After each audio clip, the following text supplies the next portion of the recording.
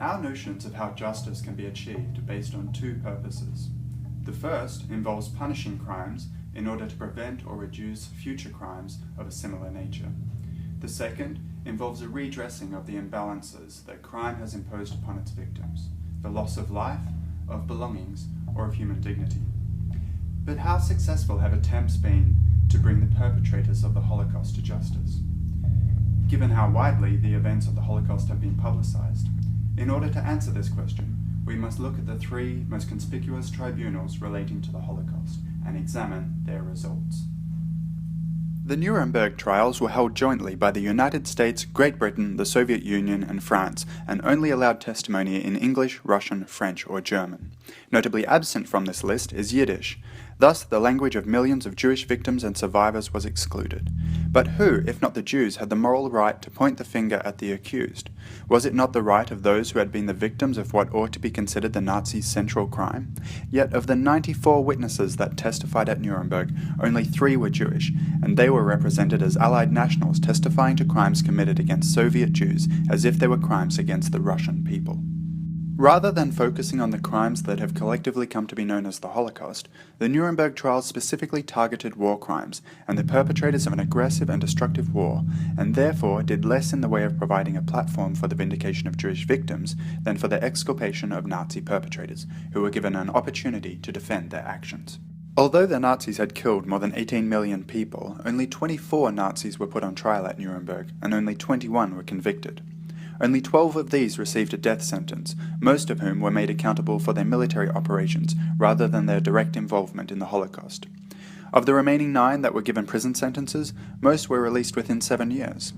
Rather than establishing the complicity of the German people, the Nuremberg trials focused attention solely on the Nazi regime and a small group of prominent men who were considered war criminals. The political philosophy employed in judging the Nuremberg trials was one in which legality was completely separated from morality.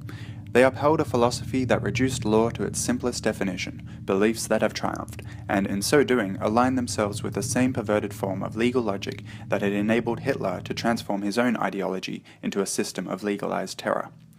Far from affording the victims of the Holocaust a redressing of the crimes against them, the Nuremberg trials focused predominantly on righting the wrongs committed against the countries that facilitated the trials. In the post-war period, the West German population's desire to forget the Nazi era perfectly complemented the perpetrators' wish to cover up their crimes.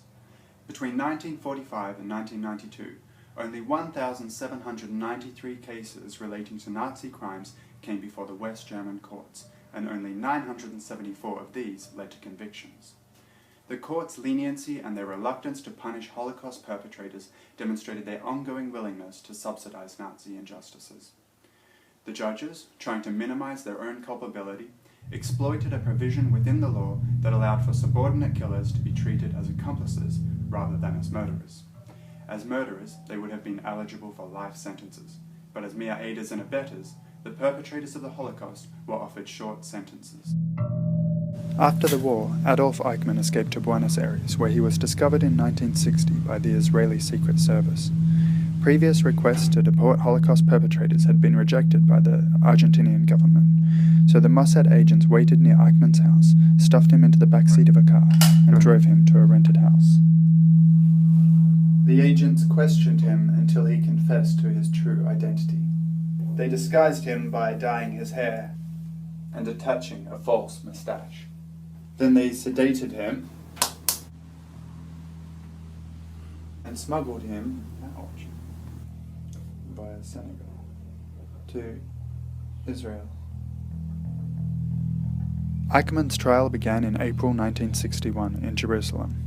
Although Eichmann had not personally killed anyone with his own hands, his prominence in the Nazi bureaucracy of death, along with the energies and talent that he had put into designing train schedules and organizing deportations, meant that convicting him before an Israeli court required little more than proving that the Holocaust had occurred. To the political philosopher Hannah Arendt, who was present at the trial, Eichmann embodied what she called the banality of evil. She had expected to see a monster or someone mentally deficient, but instead found a human not particularly unlike other humans. His failure to opt out of participation with the Nazi regime was not dissimilar to the failure of many Germans, or the Jewish leaders for that matter.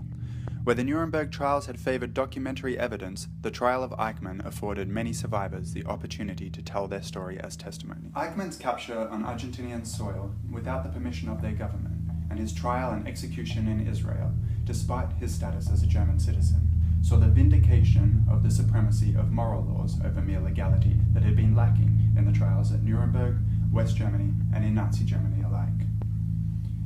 Eichmann's trial allowed those who had the moral right to point the finger to do so in a forum in which their eyewitness testimonies could be heard globally.